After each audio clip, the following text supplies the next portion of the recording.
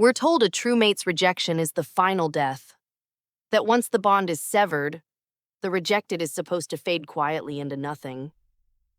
But some alphas don't just reject you, they drag you in front of the entire kingdom, press their claws to your throat, and declare your womb a tomb, barren, useless, unworthy of the obsidian throne. Mine did, and the pack cheered while my heart turned to ash in my chest. 3 years later, when the scar tissue over that day had finally stopped bleeding, a black-edged invitation arrived, sealed with the royal crest. Inside, in Darian's own arrogant scrawl, an invitation to the naming ceremony of the daughter his new Luna had finally given him. One last twist of the knife. One final command to watch the future I was supposedly too broken to provide. They thought exile had finished me, no? They thought the rumors of my barrenness had followed me into the human wilds and buried me there. They never imagined I spent those 3 years raising an empire of my own, one fierce heartbeat at a time. A true-born son hidden beneath my cloak. 2 orphaned high-alpha heirs I pulled from the ashes of Viridia's secret purges. 3 children who carry the oldest, purest bloodlines in shifter history, and every single one of them calls me mother. Darian wanted the broken girl he threw away to limp into his hall in rags so the court could laugh one final time. Viridia wanted the barren reject to see her triumph and crumble. Instead, they're getting me in blood-red silk, 3 living alpha heirs at my side, and the truth sharp enough to cut a kingdom in half. Tonight, I don't just walk back in, I end them. If your pulse is already pounding and you're ready to watch a rejected queen in a blood-red gown burn an entire kingdom down for her children, then you're exactly where you belong. Hit that subscribe button on Judy's Romance Library right now so this story lands in your hands the second new chapters drop. I still remember the exact second the bond died. Not the moment Darian's mouth formed the words, because words are just noise. I remember the moment the golden thread that had lived behind my ribs for 19 years snapped like a guillotine wire. We were on the raised dais of the obsidian Great Hall, moonlight pouring through the stained glass moon above us. The entire kingdom had come to witness the new Alpha King claim his fated Luna. I had worn white. He had worn contempt. "Lena Voss," he announced, voice ringing off the marble like a verdict. "I, Darian Blackthorn, Alpha King of the Obsidian Crown, reject you as my mate and Luna. Your womb is barren. Your blood is weak. You will never sit on no throne beside me." The hall erupted in howls of approval. Viridia, silver-haired, viper-smiling, already glowing with the false swell of a pregnancy that would later be called a miracle, stepped forward to take my place before my knees even hit the stone. I didn't scream. I didn't beg. I simply bled from the inside while the mate bond burned itself to cinders. That night they stripped me of my title, my pack, my name. They branded the rejection sigil into the soft skin beneath my left breast, 3 claw marks crossed by a broken crown, so every shifter on the continent would know I was ruined goods. Then they marched me to the border at dawn and told me if I ever returned, I would be killed on sight. I was 5 weeks pregnant and didn't know it yet. I found out in a human gas station bathroom 3 weeks later, staring at 2 pink lines while rain hammered the tin roof. I laughed until I vomited. Barren, he'd called me. The moon goddess apparently has a vicious sense of humor. For 3 years I vanished. I learned how to hide silver eyes behind colored contacts, how to mute my scent with wolfsbane and motor oil, how to forge papers that said I was nobody. I gave birth to our son alone in a motel off I-40, biting a leather belt so I wouldn't scream loud enough to bring the pack hunters still sniffing the wind for me. I named him Cassian. He shifted for the first time at 14 months and shattered every mirror in the room with his newborn howl. That was the night I found the others. 2 small, starving children hiding in the basement of a burned-out pack house on the edge of Viridia's old territory. A boy with the royal crescent birthmark of the Crescent High Alphas on his shoulder. a girl with the midnight eyes of the Eclipse bloodline. Both scheduled for disposal because Viridia couldn't risk any rival heirs growing up. I took them. I burned the disposal orders. I became the monster mothers tell their pups about, the ghost in red who steals children destined for graves. 3 years of running, 3 years of training them to hide their power, to walk soft, to survive. 3 years of whispering to Cashin that his father was a story, not a man. 3 years of promising the wards that no one would ever hurt them again.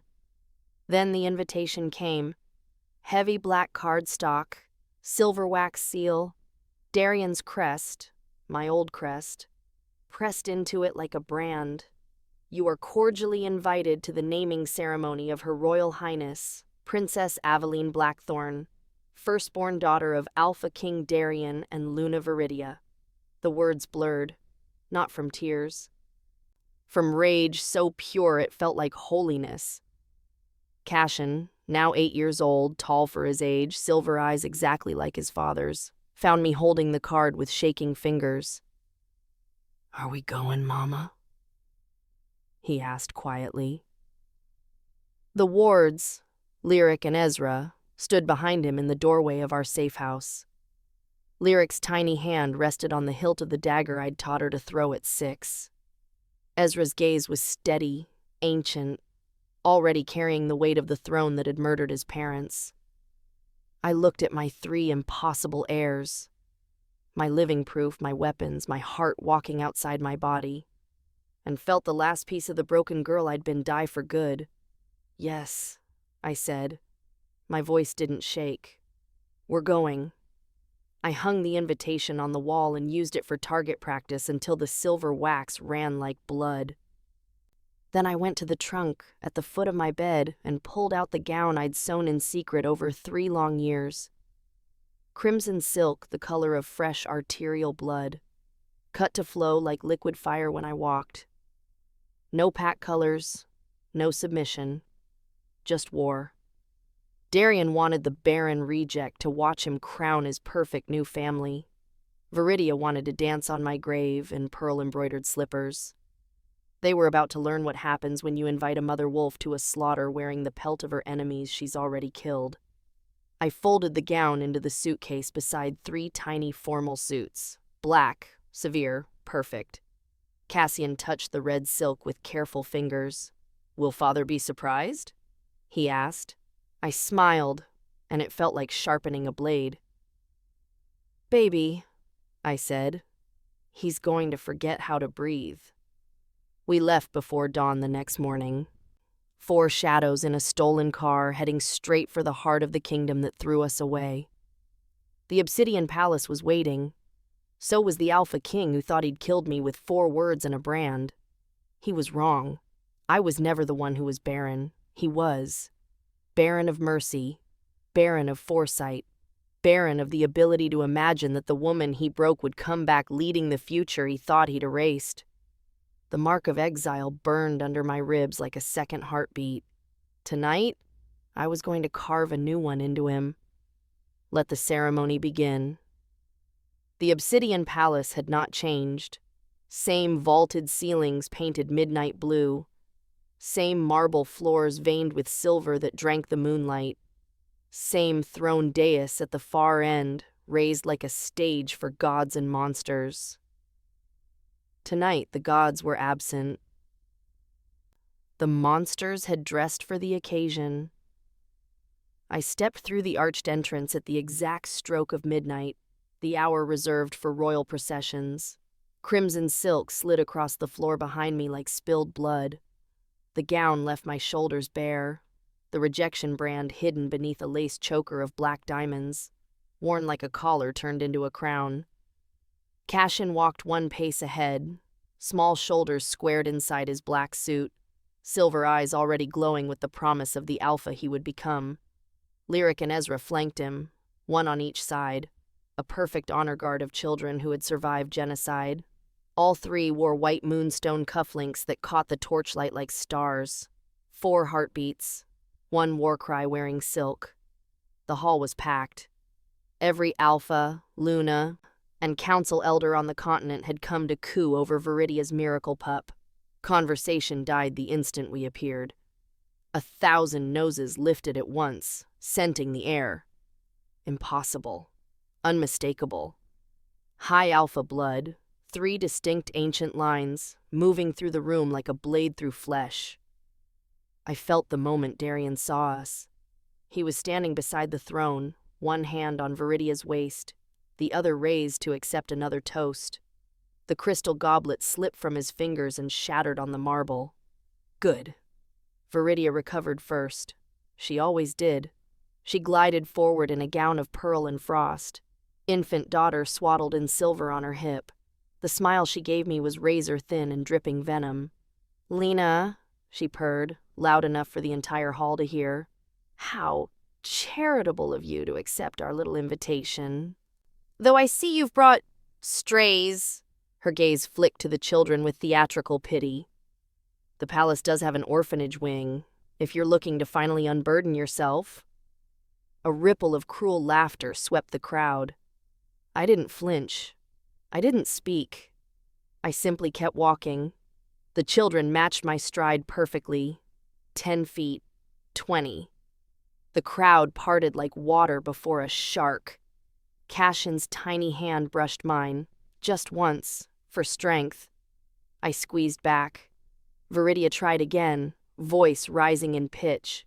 "Really, darling, rags would have been kinder.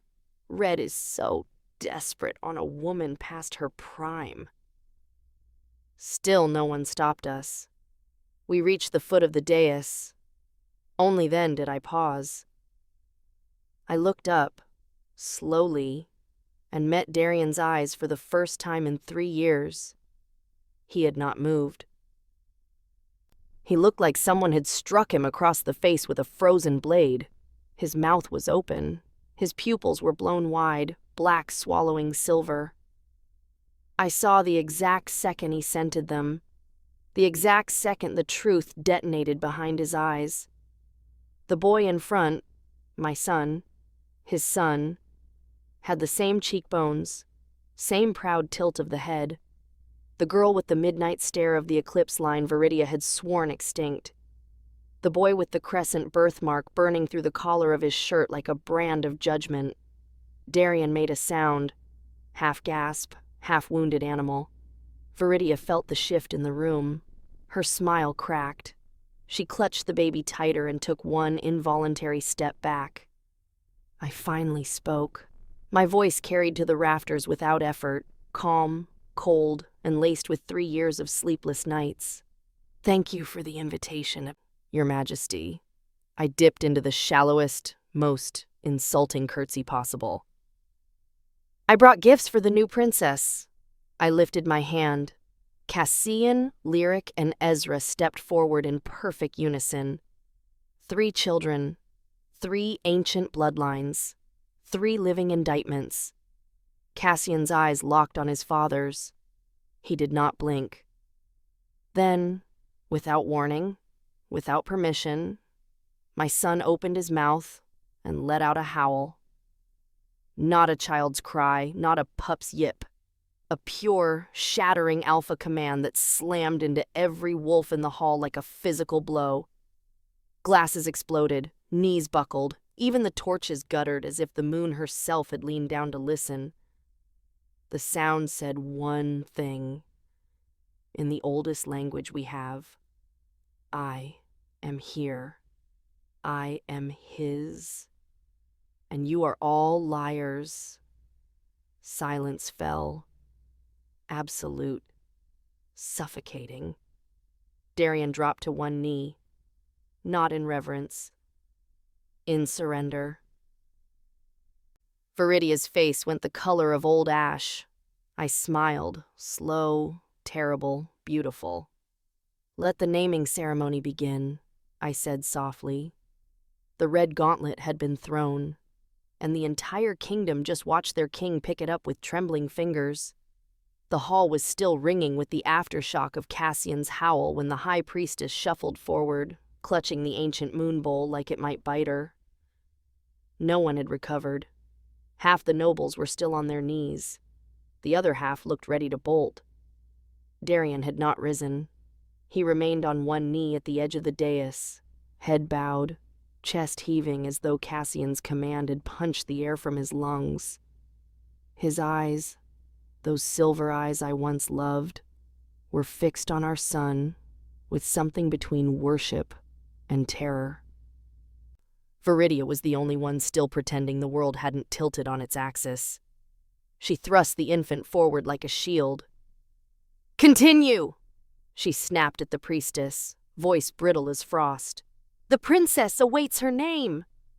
The old woman hesitated, glancing at me, at the 3 children standing like small statues beside me, then at the Alpha King reduced to kneeling in his own hall. But Viridia's glare could flay flesh. The priestess dipped her fingers into the moon bowl and began the rite. I watched the baby. She was beautiful, of course. Viridia would never allow anything less. Porcelain skin, a tiny cap of silver blonde curls. But the moment the priestess lifted her toward the skylight so Celine could witness the naming, I felt it. Nothing. No spark. No latent power humming under the skin. No alpha aura waiting to unfurl. Just the soft, ordinary scent of a human newborn. The pack felt it too. 1,000 shifter noses twitched. 1,000 pairs of eyes narrowed.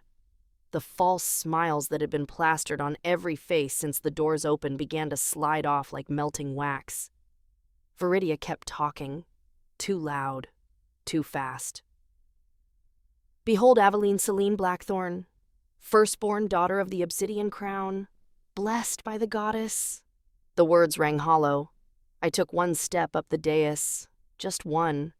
The marble felt warm under my bare feet, as if the palace itself recognized its true Luna. "May I see the princess?" I asked, soft enough that only the front rows heard. Viridia's arms tightened around the child. For the first time, real fear flickered across her perfect face. Darien finally moved. He rose slowly, like an old man, and turned toward his Luna. The question forming in his eyes was one he had never thought he would have to ask. Viridia saw it. She pivoted, placing the baby into the priestess's arms as if generosity itself, then spread her hands in a show of innocence. "Of course the exiled may look upon our miracle," she said sweetly. "Perhaps it will ease the sting of her own shortcomings." The priestess, trembling, brought the infant to me. I leaned down. The child blinked up at me with pale blue eyes. Pretty, human, empty. I inhaled once, deeply. Human milk on her breath, no trace of shifter blood, not even a whisper of Darien's scent. I straightened. The entire hall waited for my verdict. I gave it. "She's lovely," I said, loud enough for the back rows this time. "Tell me, Viridia, whose milk has she been drinking?" A gasp rippled outward. Viridia went very still. I saw the calculation flash behind her eyes. Deny, deflect, destroy. Before she could choose, Cassian moved. He climbed the 3 steps to the dais with the unhurried grace of a prince born to it. Lyric and Ezra followed, silent shadows. Cassian stopped directly in front of the priestess and the infant. He studied the baby the way a wolf studies a rabbit that has wandered too far from its burrow. Then he turned to the assembly and spoke for the first time since we entered the hall. His voice was clear, young, and carried the unmistakable ring of command. "This child is not my sister," he said. "She is not obsidian. She is not even wolf." He looked straight at Viridia. "You stole my father's throne," he told her, calm as winter. "But you will not steal mine." The false smiles were gone now. In their place, shock, fury, hunger. The pack had scented the lie, and wolves, true wolves, never forgive a pretender on the throne. Viridia's mask finally shattered. She lunged for the baby, claws extending, ready to silence the only witness who could not yet speak. I was faster. I caught her wrist midair, twisted, and slammed her to her knees in one clean motion. The sound of her bones grinding was loud in the sudden silence. I leaned down until my lips brushed her ear. "Careful," I whispered. "The floor is marble. Wouldn't want the princess to see her mother bleed before her naming is complete." Then I released her and stepped back, crimson silks swirling like battle flags. Darian was staring at the infant, at Cassian, at me, as though the goddess herself had walked in and rewritten his entire life in fire. The priestess, forgotten, still held the human child. I turned to the assembly and smiled the smile I had practiced in 100 dark mirrors. "The throne," I said pleasantly, "appears to be occupied by frauds." I looked at Darian. "Shall we fix that, my king?" The false throne had cracked. Now it was time to burn it down. The hall had become a held breath. Every wolf in the kingdom stood frozen between instinct and disbelief, waiting for someone, anyone, to tell them what they had just scented was impossible. Viridia was still on her knees, cradling her wrist, eyes darting like a cornered animal. Darian had not yet moved, not yet spoken, only stared at Cassian, as though the boy were the moon fallen to earth. The priestess, trembling so hard the moon bowl rattled, tried to finish the rite anyway. "By the light of Selene, I name this child." Cassian turned his head.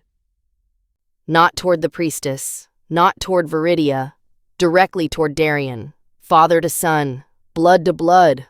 I saw it happen the way a mother always sees it coming, a heartbeat before the storm breaks.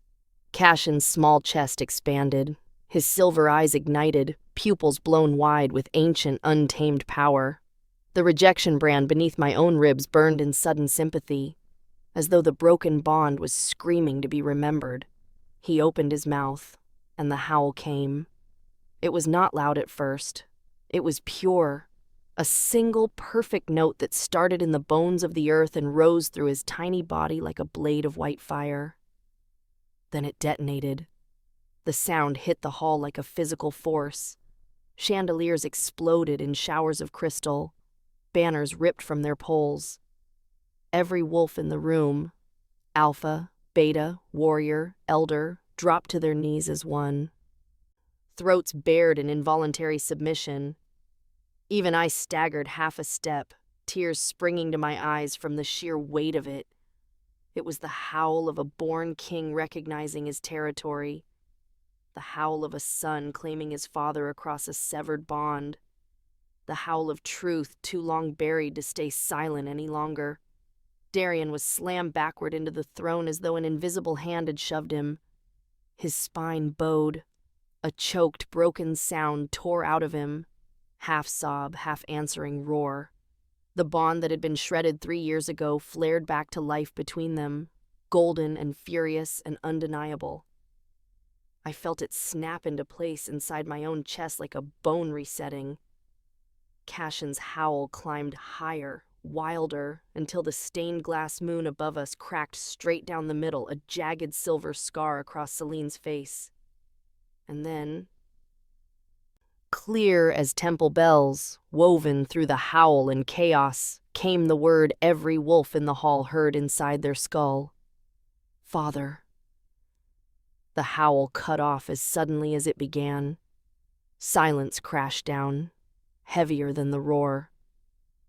Cassian swayed, suddenly pale, legs trembling from the power that had just torn through him. I caught him before he fell, pulling him against my side. Every eye turned to Darian. The Alpha King was on his knees again, this time in the center of the dais, palms pressed to the marble, head thrown back. Tears streaked his face. He looked ruined. He looked reborn. He looked at Cassian, at our son, and the words came out broken, raw.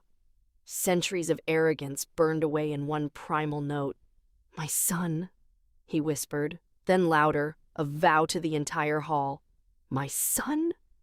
Viridia screamed. It was not a human sound.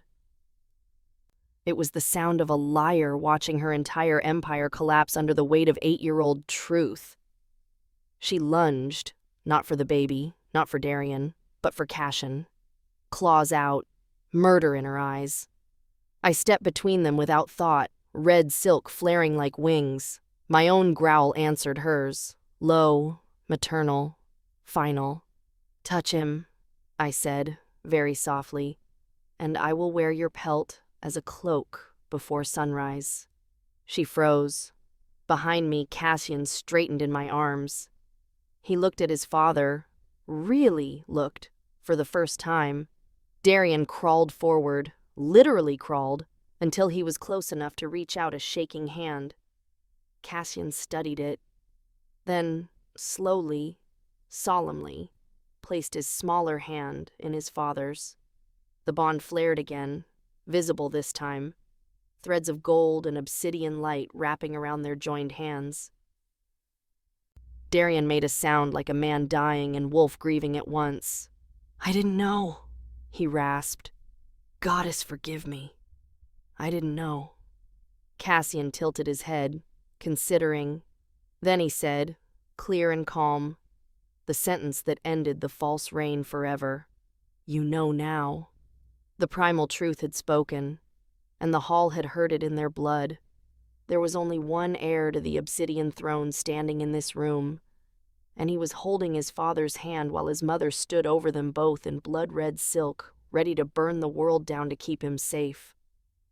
The ceremony was over. The war had just begun. The hall was still kneeling in the echo of Cassian's howl when Darian rose, not as a king reclaiming his throne, as a man who had just been gutted in front of his entire kingdom and was trying to remember how lungs worked. He turned to Viridia. 1 step. 2. Each footfall rang like a death knell. She tried to hold his gaze, tried to summon the same honeyed smile that had wrapped him around her finger for 3 years. It cracked the moment his shadow fell over her. "Darian," she started, voice trembling with practiced fragility. "This is madness. She's clearly—" "Whose child is it?" he asked. Quiet. Flat. The kind of quiet that comes right before an execution. Viridia's mouth opened, closed. The infant, still in the priestess's arms, began to cry, ordinary human wails that suddenly obscene in the silence. Darian didn't blink. "Whose child is it?" Viridia's eyes flicked to the side, just a fraction. I saw it. Darian saw it. Half the hall saw it. A tall figure in the crimson livery of the royal guard detached himself from the shadows near the eastern archway. Broad shoulders. Scar across the throat. Human scent under cheap cologne. Zane, Viridia's lover. The real father of the miracle pup. The man who had been warming the Luna's bed while the Alpha King slept alone in his. I felt the shift in the air the way you feel lightning before it strikes. Viridia's fingers twitched, 3 short, 1 long. A signal. Zane's hand slid inside his jacket. Darian saw that too. Something ancient and lethal woke behind his silver eyes. "Answer me," he said again, voice dropping into the register that made entire armies piss themselves. "Or I will rip the truth out of your throat right here." Viridia's mask shattered completely. She backed up until her spine hit the throne, clutching at the carved obsidian armrests like claws. "It's not what you think," she started. Darian roared. The sound cracked the marble beneath his feet. Every wolf in the room flinched, except 3 small ones standing beside me. Cassian pressed closer to my leg. Lyric's tiny hand found Ezra's. They knew. Children raised in shadows always know when death is moving through a room. Viridia's gaze darted again, frantic now, to Zane. Zane had a silver dagger in his hand now, half hidden against his thigh. His eyes met Viridia's for a single heartbeat. "Do it now!" her stare screamed. "While he's distracted, while the boy is close." I moved before I thought. One moment I was beside my children, the next I was between Darian and the blade I knew was coming. Darien sensed me, or maybe the newly reawakened bond screamed warning, because he spun, arms snapping out to shove me behind him. "No!" he started. Too late. Zane lunged, not at Darien, at Cassian. The dagger flashed silver death toward my son's heart. Time slowed to honey. I heard myself scream, something wordless, feral.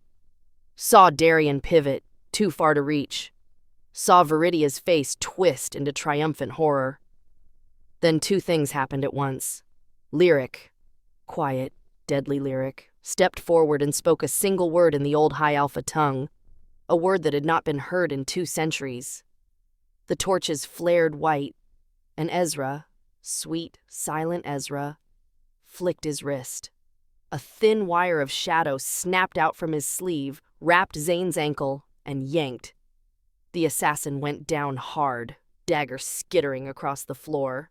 I was already moving. I landed on Zane like vengeance made flesh, knee in his throat, claws at his jugular.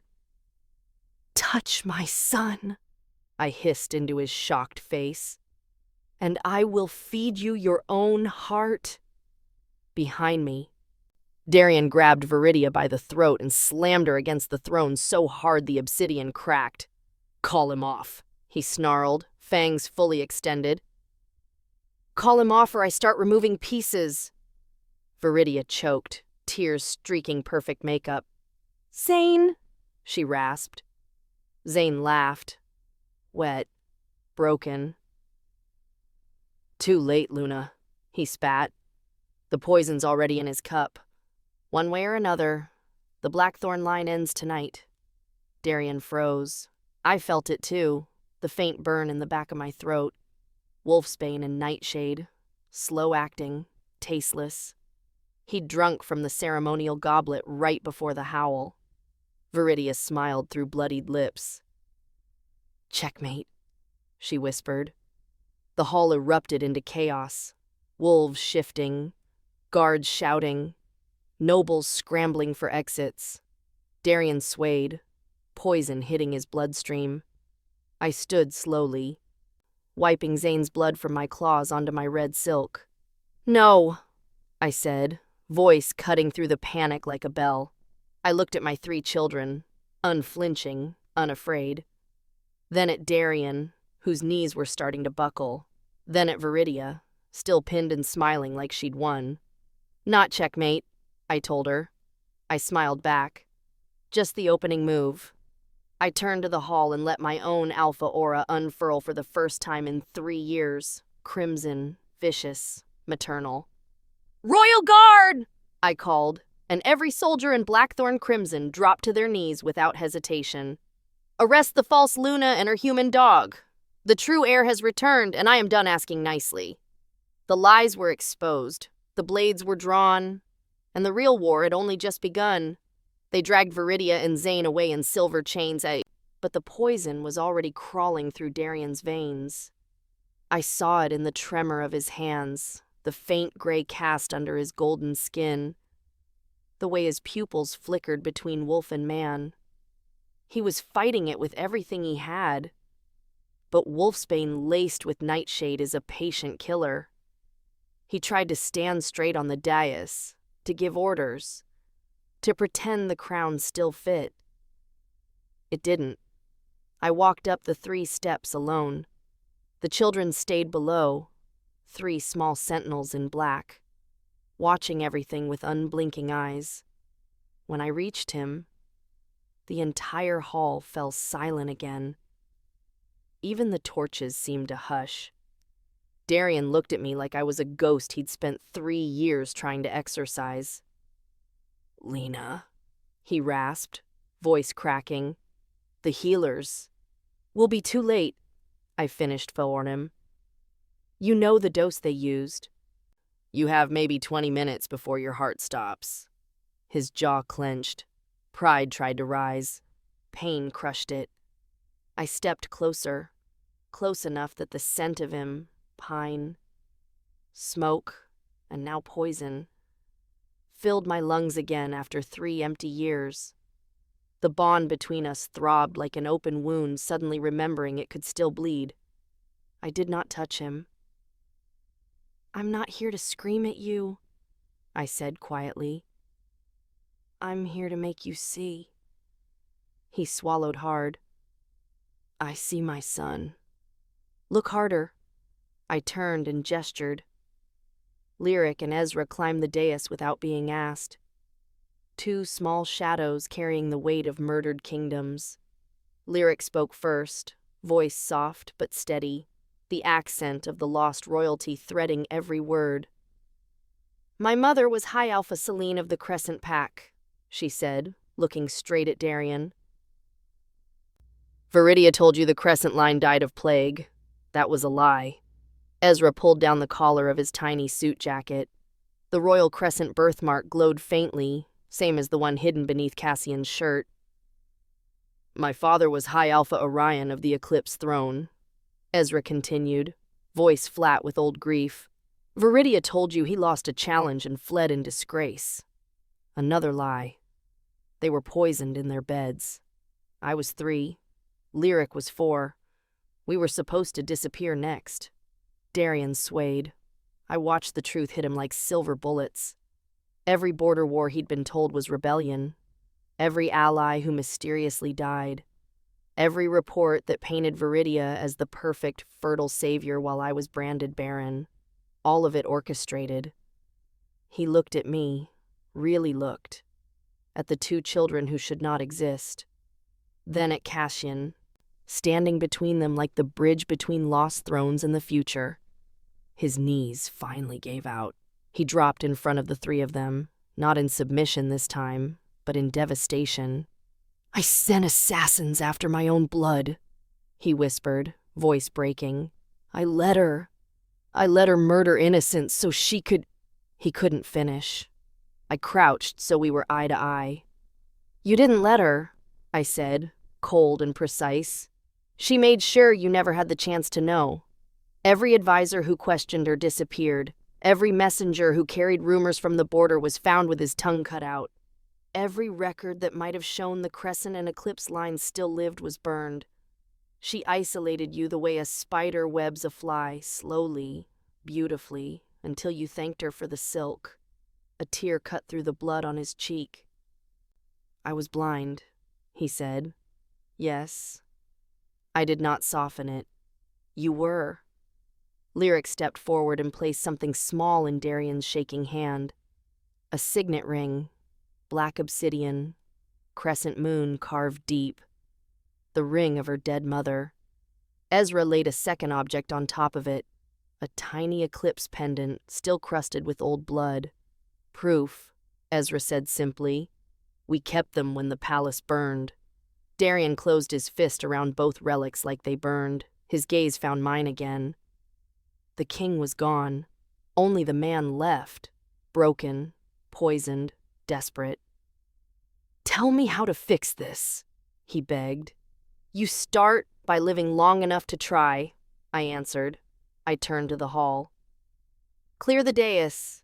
Bring me Moonshade, Yarrow, and the royal blood stores. Now!" Wolves scrambled to obey, not because I wore a crown. Because every soul in the room finally remembered who the real Luna was. I looked back down at Darian.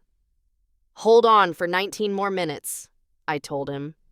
"Then you get to spend the rest of your life earning the right to breathe the same air as your son." He nodded, tears falling unchecked.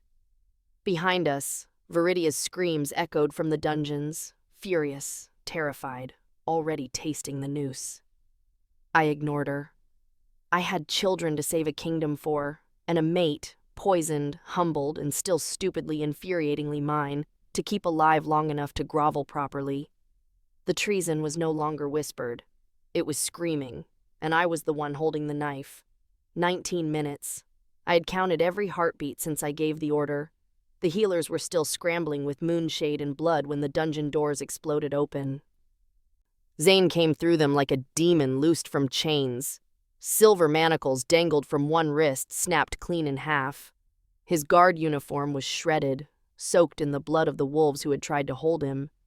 His eyes were fixed on Darien with the way a wolf looks at wounded prey. In his right hand, a second silver dagger, longer than the first, already dripping black with the same poison that was killing my mate.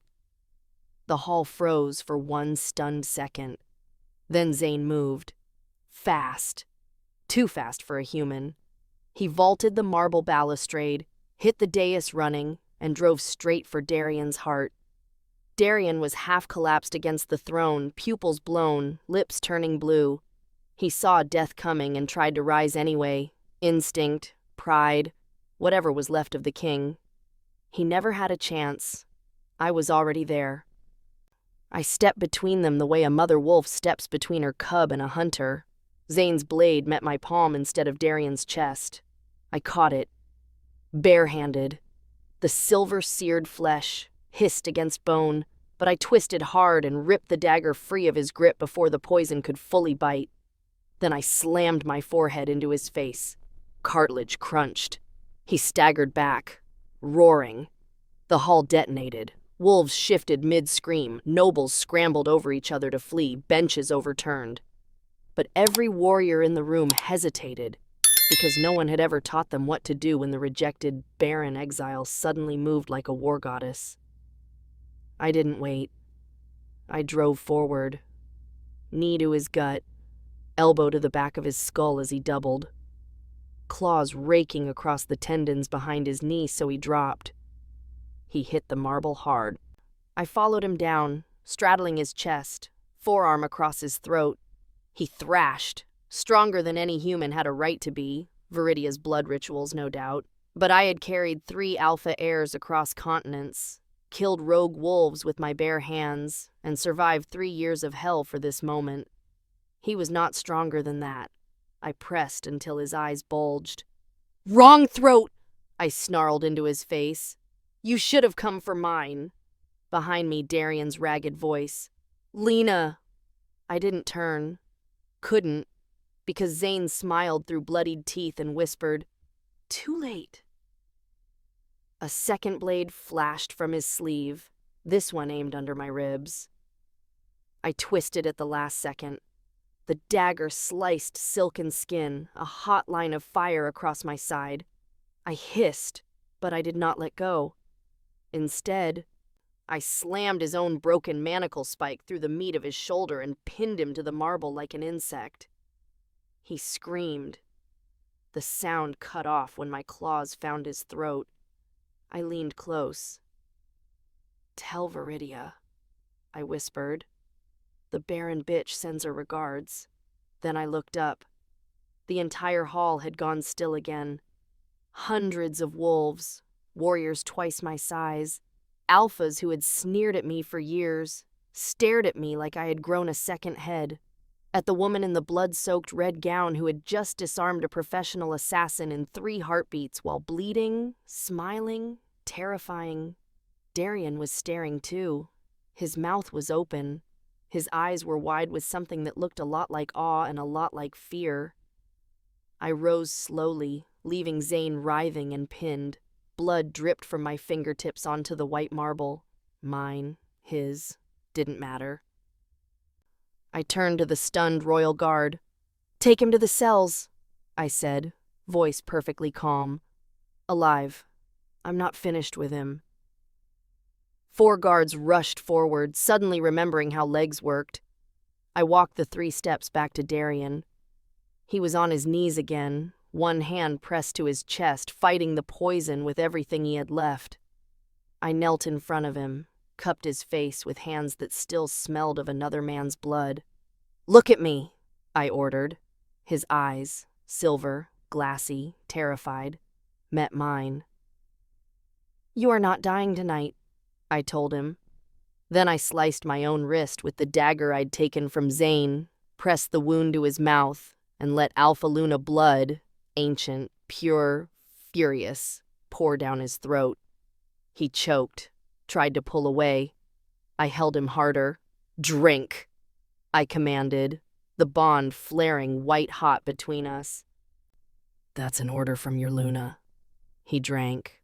The gray left his lips. Color flooded back into his face, and in the chaos of the shattered hall, with my children watching wide-eyed and an entire kingdom on its knees, Darian Blackthorne submitted to me for the first time in his life.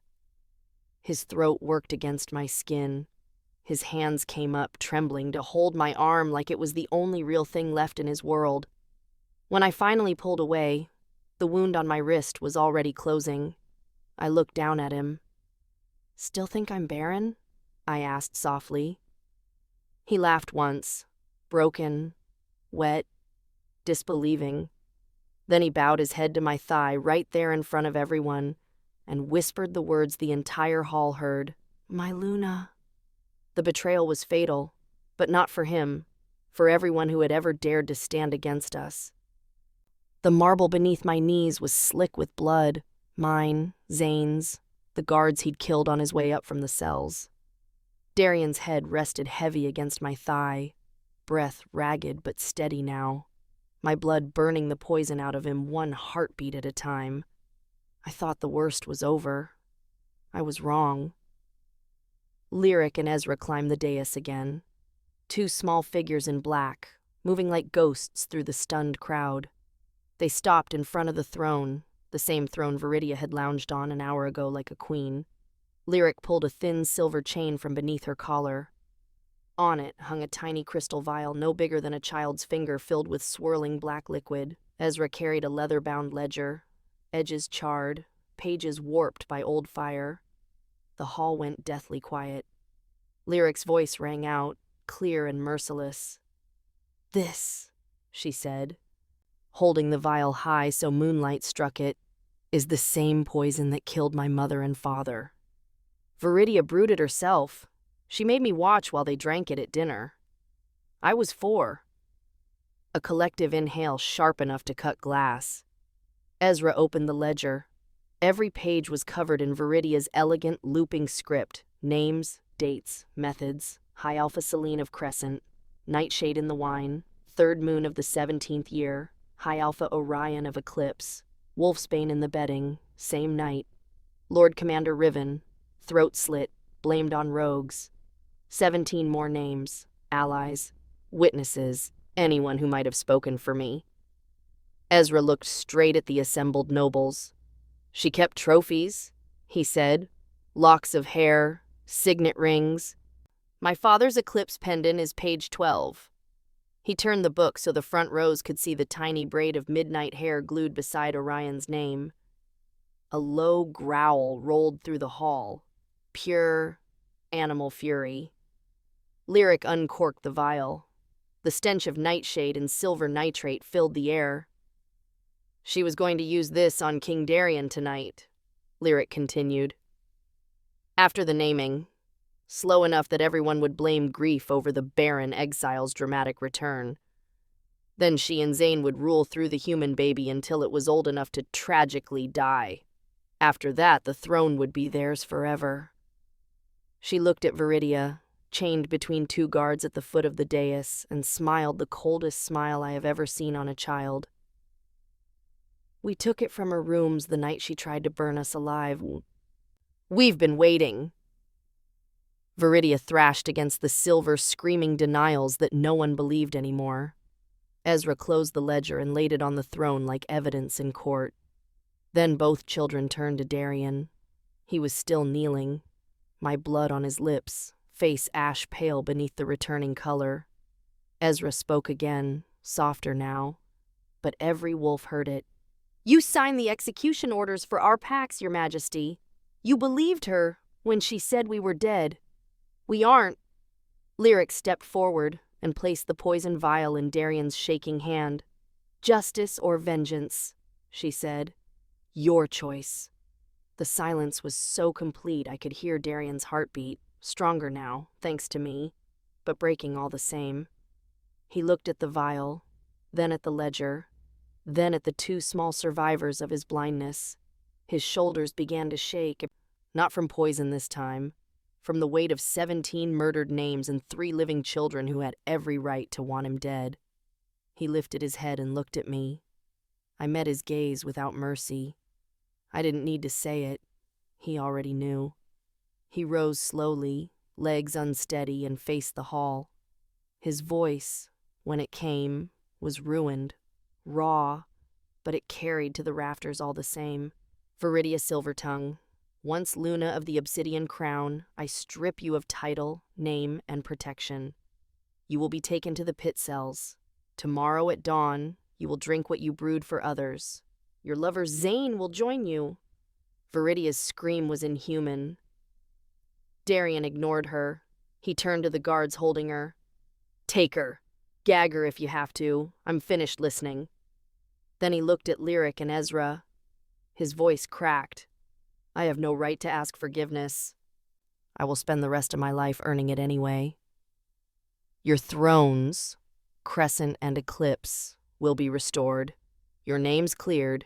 Your dead honored. He dropped to one knee again, this time to them. Lyric studied him for a long moment. Then she did something no one expected. She placed her small hand on his bowed head. We don't want thrones, she said. We want a family. Ezra nodded. We already have a mother. Both children turned and walked back to me. I opened my arms. They came into them without hesitation. Darien watched, tears falling unchecked, as the last pieces of his old world crumbled around him. He looked smaller than I had ever seen him, and for the first time since the night he rejected me, I felt something other than rage. Pity, the kind that comes right before the killing blow. I stood, my children tucked against my sides, Cashin's hand in mine. I looked at the hall full of wolves who had once cheered my humiliation. Let it be known, I said, voice ringing clear, that the obsidian crown passes through my son, Cassian Blackthorn, firstborn and true heir. Any who dispute it may face me. Not a single wolf moved. I looked down at Darien. Get up, I told him. He did, slowly. You're still breathing, I said. That's a gift. Don't waste it. Then I turned my back on him, on all of them, and walked down the dais steps, my 3 heirs with me. Behind us, Viridia was dragged away, still screaming. Zane was carried, bleeding and broken. The ledger and the poison vial lay on the throne like relics of a dead reign. Justice had been served. Vengeance was only getting started. And the Alpha King, saved, shattered, an utterly minded judge, watched us go with the way a drowning man watches the shore disappear. He would live. But he would never forget the price. Dawn broke cold and silver over the palace. Viridia and Zane were already in the pit. The execution had been short, public, and silent. No speeches, no last words. Just 2 cups of their own poison forced between clenched teeth while the entire kingdom watched. When it was done, the bodies were burned without ceremony. The ashes were scattered on the wind before the sun cleared the eastern ridge. There would be no graves for traitors. By the time I stepped onto the grand balcony, the sky was the color of moonstone and the courtyard below was packed shoulder to shoulder with wolves. Cashin walked at my right, Lyric at my left, Ezra 1 step behind. All 3 wore black, but their moonstone cufflinks caught the first light like small, defiant stars. Darien was waiting at the balustrade. He had not slept. His formal coat was gone. He wore only a simple black shirt, sleeves rolled to the elbow, the rejection brand I'd once carried now inked over his own heart in fresh black lines, 3 claw marks crossed by a broken crown, then mended with a new crescent moon.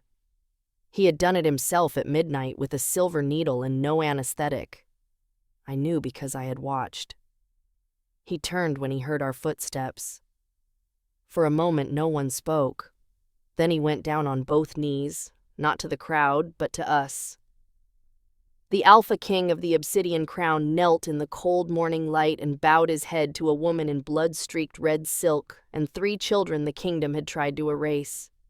His voice carried without effort, raw and stripped of every ounce of pride. Lena of House Voss, true mate of my soul, mother of my heir, guardian of Crescent and Eclipse. I was wrong. I was cruel. I was blind. I tore out your heart and called it mercy. I nearly destroyed everything the goddess entrusted to me." He looked up. Tears tracked clean paths through the soot on his face. "I have no right to ask for forgiveness. I will spend every day of my life earning it anyway, if you will let me." Then he turned to Cassian.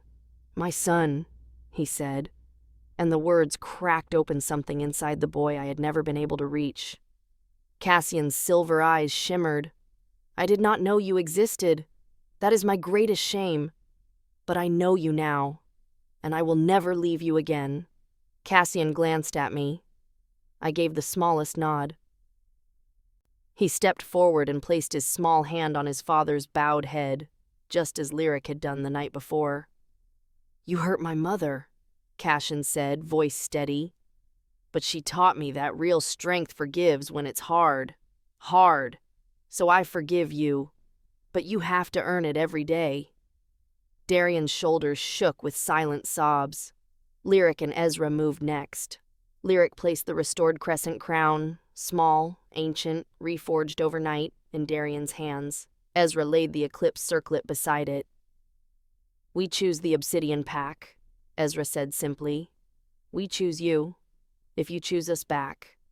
Darian looked at me over their heads.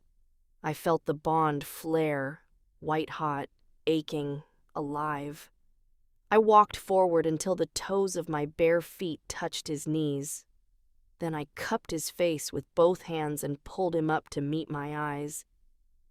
"I will never be the girl you rejected," I told him, loud enough for the entire courtyard to hear. "I am the Luna who came back from hell with your heir and 2 kingdoms on my shoulders. If you want me, you take all of me. The scars, the rage, the children I would burn the world down to protect. Take us, or step aside forever." He rose slowly, eyes never leaving mine. Then he dropped the crescent and eclipse crowns at my feet and went down on one knee again, this time only to me.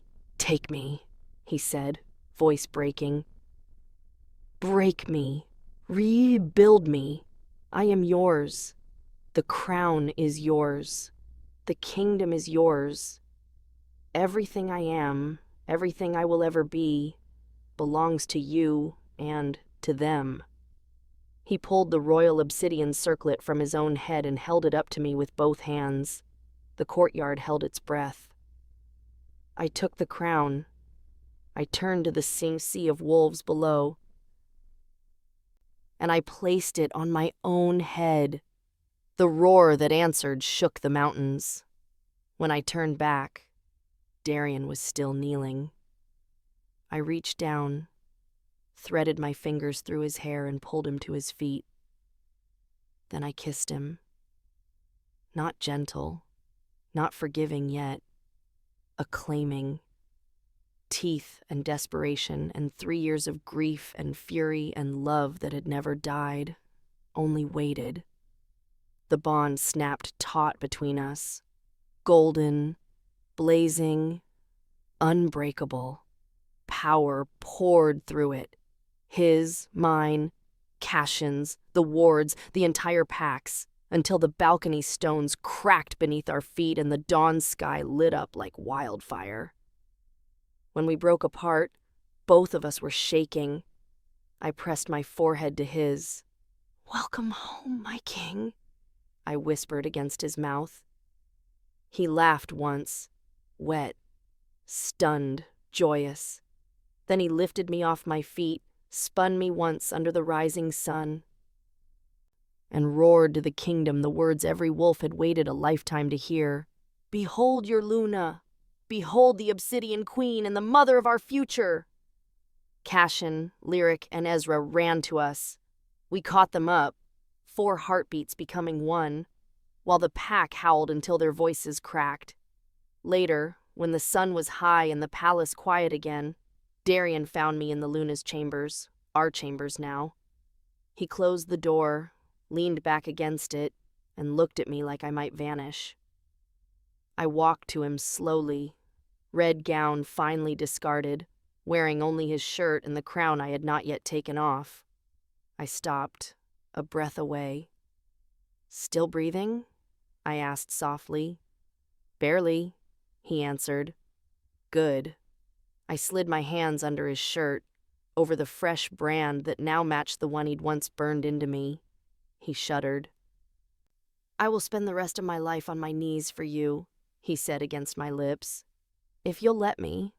I smiled, slow, wicked, finally gentle. "Start now." He did, and somewhere in the rising heat, the last scar between us turned into something new. Not forgiveness earned in a single night. Forgiveness earned in a lifetime of mornings just like this one. The rejected mate became the undisputed Luna. The broken bond became unbreakable. And the obsidian throne finally had its true queen, crowned in fire, tempered in exile, wearing the love of 3 impossible heirs and the devotion of a king who would never be stupid enough to let her go again. We ruled, we healed, we loved fiercely, forever. If this story made your heart race, your eyes tear up, and your soul scream for rejected mates who rise like phoenixes in blood-red gowns, then you already belong in Judy's romance library. Hit that subscribe button so you never miss the next obsessed alpha who's about to get destroyed and rebuilt by the way only a real queen can do it. Drop a crown in the comments if you're Team Lena forever. And if you're craving more second-chance, revenge-soaked, scorching hot werewolf romance right this second, smash that notification bell. I drop new chapters every day, and trust me, the next story is even wilder. Thank you for crying, screaming, and howling with me. See you in the library, my loves.